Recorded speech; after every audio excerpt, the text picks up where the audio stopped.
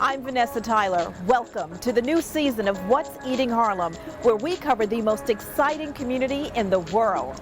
There is so much going on here in Harlem. Let's get started. Hey, life is short. Eat dessert first.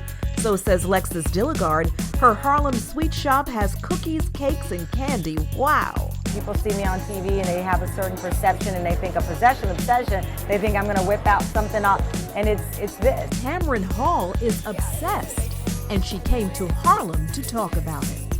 They got the look and the mindset. Only in Harlem. That's Harlem Style with Selena Hill. Look at these kids go. Double Dutch on a whole other level. See the intense jumping in Harlem. All of that and more on this season's What's Eating Harlem.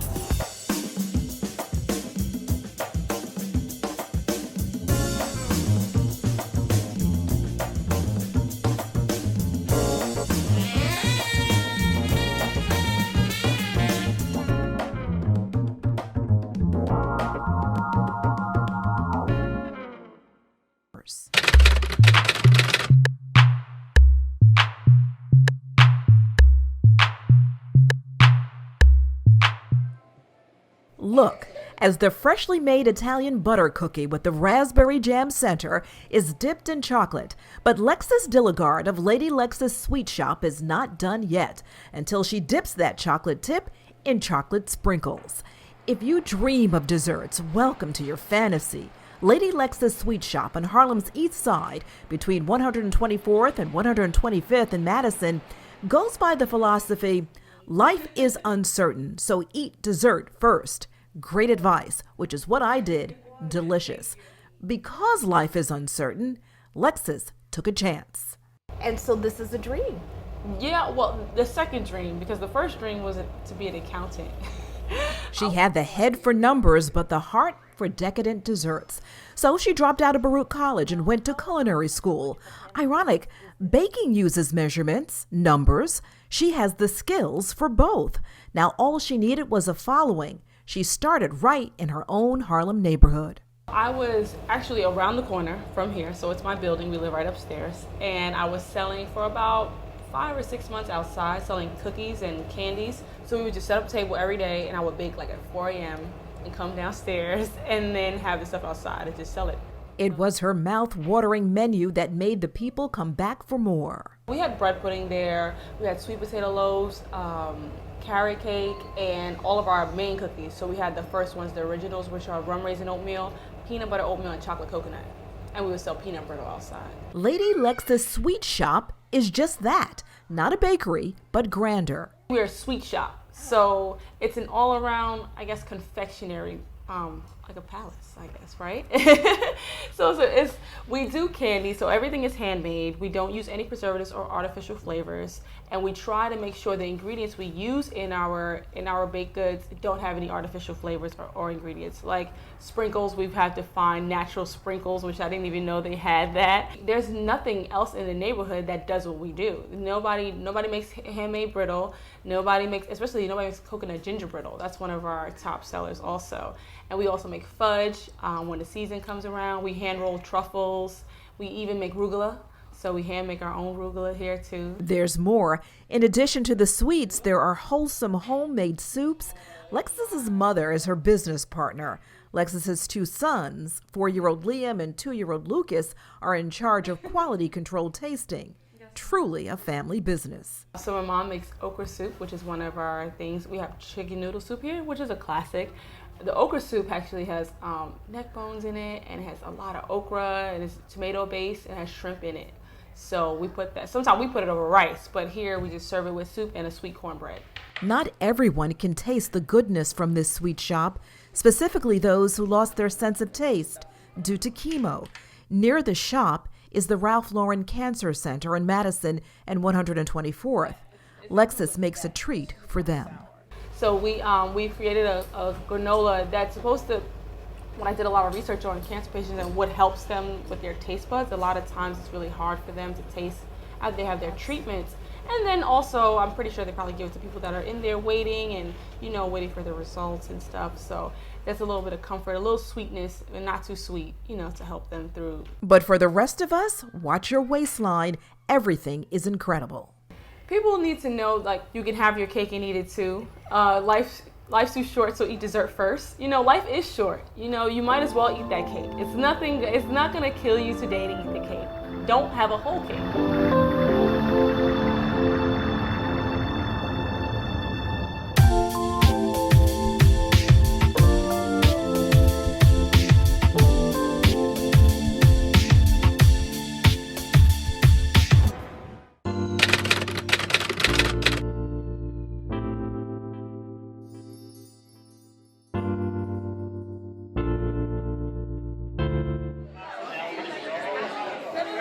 Signing the book that Tamron Hall is literally obsessed with.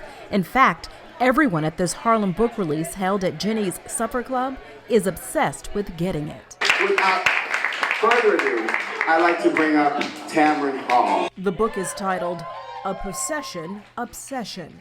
Provocative title, an introspective read.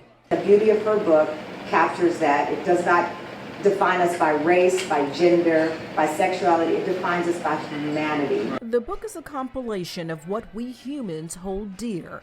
It was created by photographer and jewelry designer Monica Rich Kosann. On the cover, Tamron holds a photograph.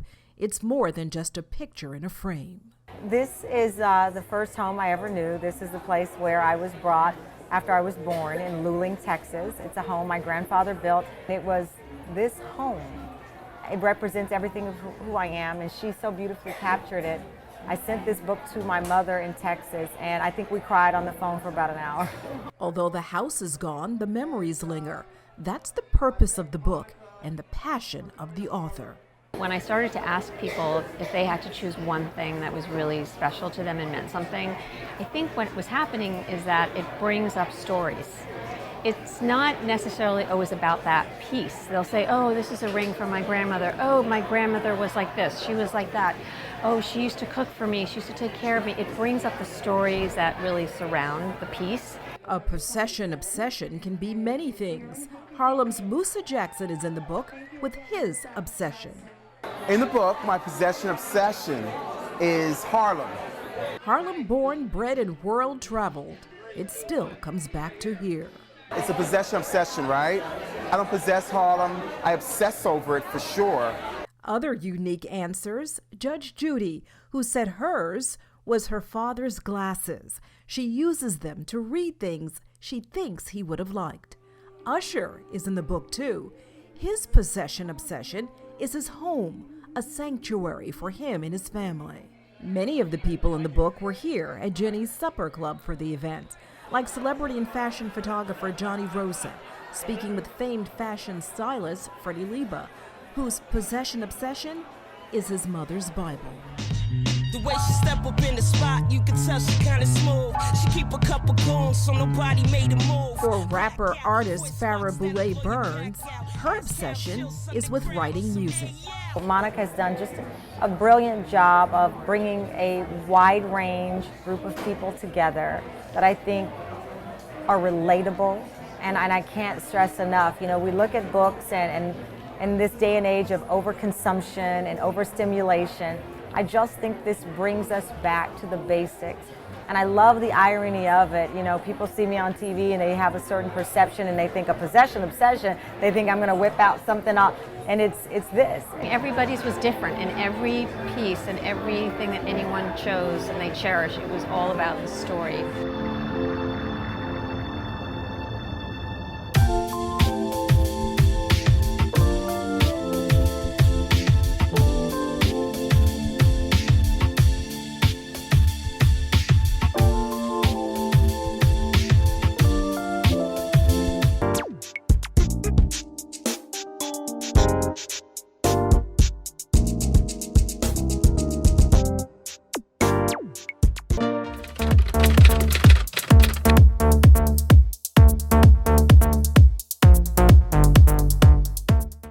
I'm Selena Hill, and this is Harlem Style.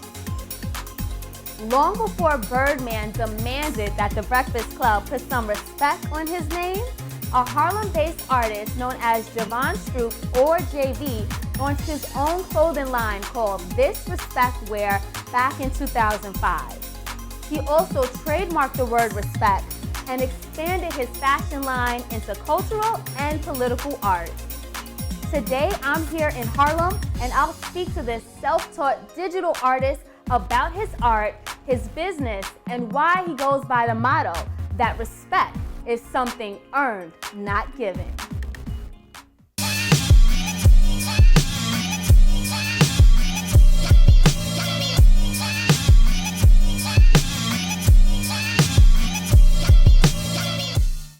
I discovered my passion for designing by making a t-shirt, a simple t-shirt.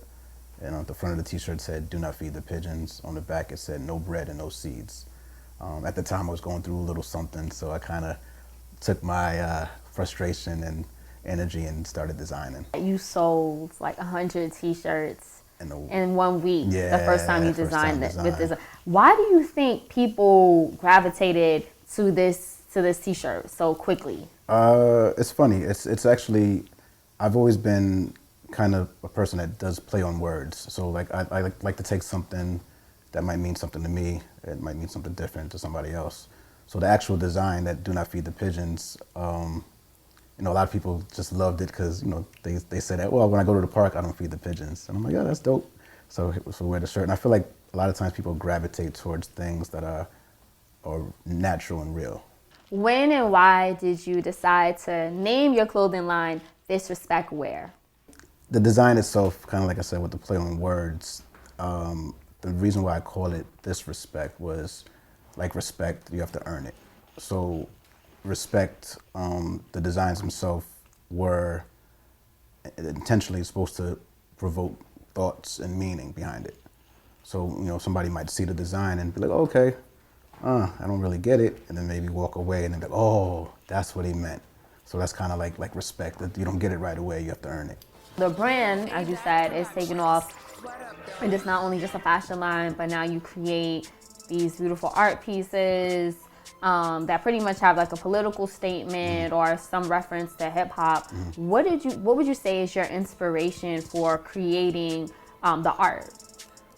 Life. Like my inspiration comes from everything around me. I spend a lot of time, I love hip hop, so I listen to music while I'm designing. So a lot of times I'll hear a lyric and it'll provoke like an idea, like a design in my mind. The political pieces really stem from things that I see around me, things that I've experienced, life in general.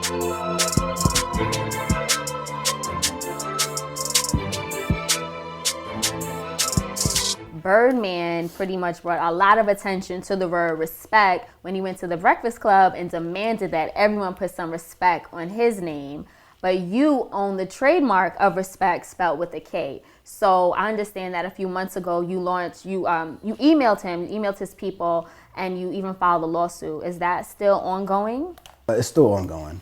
And it was kind of a gift and curse for me, because it was funny just seeing how like the word just kind of blew up, but it blew up from him saying, you know, put some respect on my name, which for me, respect is something earned, not given. So it was you know, so it was good to see people saying it, but just knowing that they thought he created it or thought that my brand was some way associated with his was just the curse part.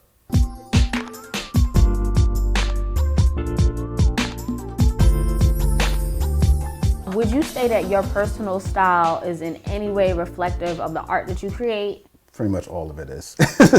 Like my style can change from, it really is just kind of how I feel. Like I like to be comfortable, but I also like to dress up nicely, nice shoes and everything. So it's kind of, I like to do a little bit of both.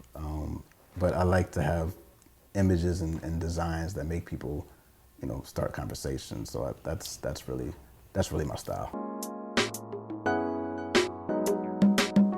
This is one of the hats that we have. It's Respect Wear with the wood rim.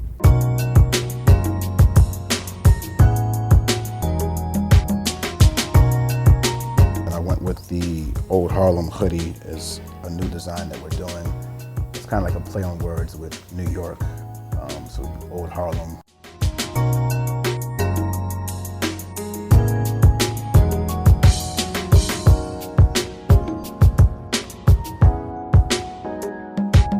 Jeans, basic denim jeans. I like ripped jeans for some reason. I think they're more comfortable and get to maneuver a little bit more.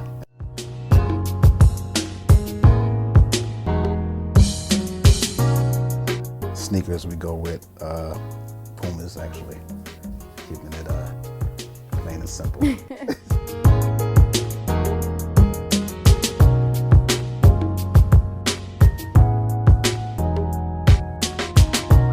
Watch, Fitbit. Really? Fitbit with a gold band. Wow. I've never seen a Fitbit like that. That's super fly. They try to compete with Apple, so this is their new their new style.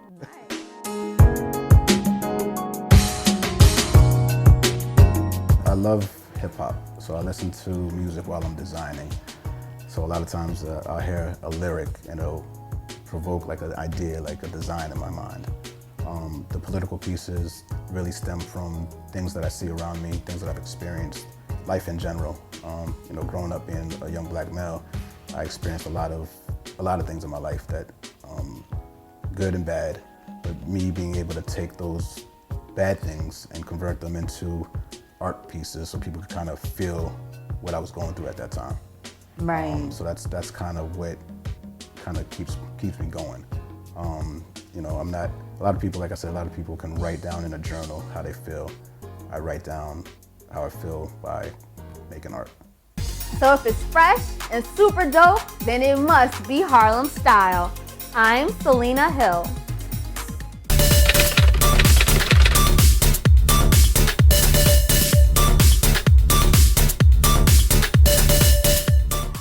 And ladies and gentlemen, welcome to the 2016 National Double Dutch League Holiday Classic.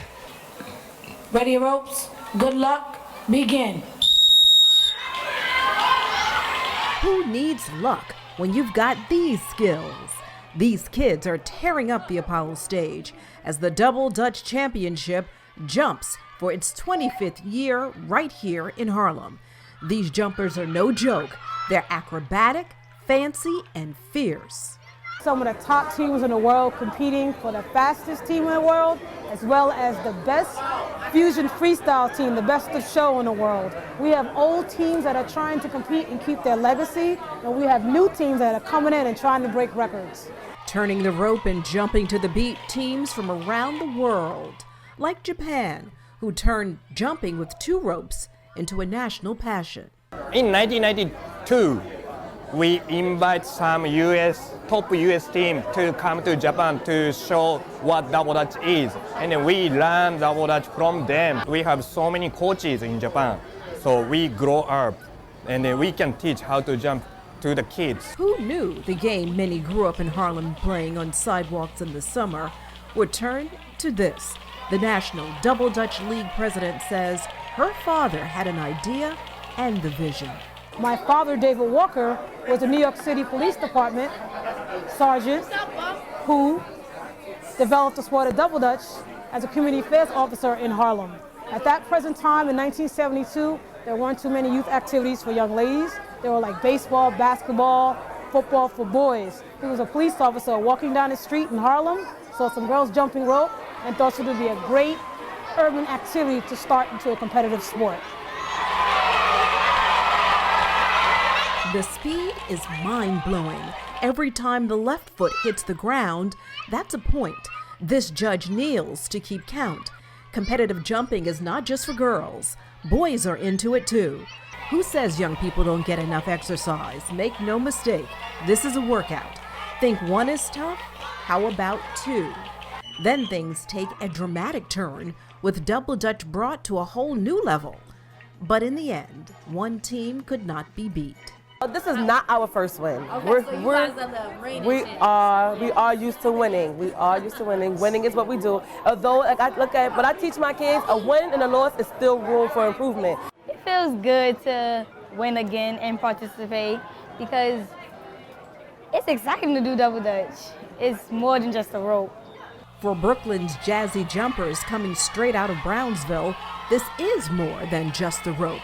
Coach Tony Veal remembers all the life lessons her double dutch coach gave her. Now she is passing it on to her team. It's sort of like paying it forward. My coach changed my life at 12. She picked me up and she was like, you know, I see something in you. You can flip, you can turn. I'm going to take you and I'm going to mold you, I'm going to shape you. And she took that and she instilled it in me.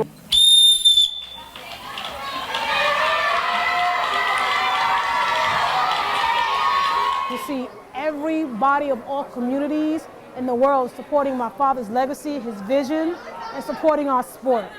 We're a nonprofit organization.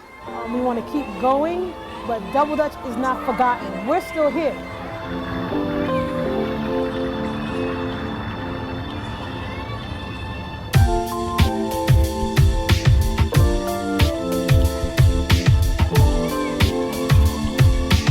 That's all the time we have for now, but join us next time on What's Eating Harlem.